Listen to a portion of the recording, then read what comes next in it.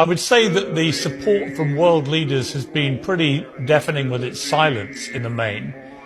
Do you wish you'd had more vocal support from maybe the British Prime Minister Rishi Sunak, the American President Joe Biden? Would that be helpful?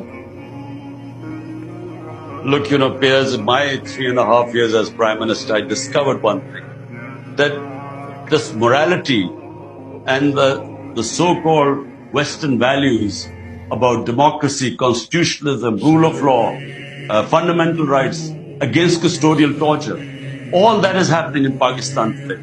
Yet, I think the interests of the powers, Britain, the US, I think they are more aligned with our military.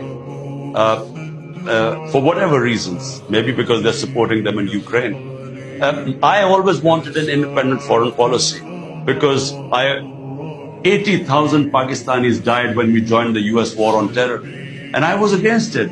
So I think maybe that they feel that their interests are more served by the current regime.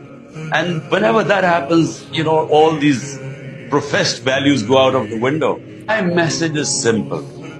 Firstly, countries only sort their problems out from within.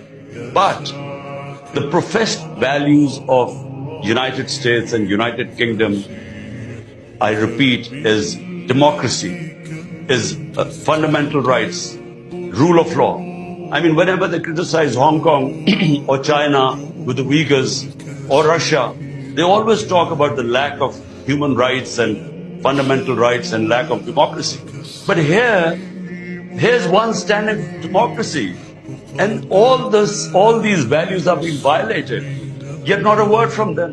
But I didn't really expect much, because what is happening right now is we are basically fighting for rule of law and democracy.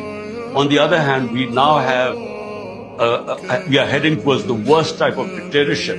It's a banana republic right now, where the judges now are no longer independent. They are threatened. Media is completely muzzled.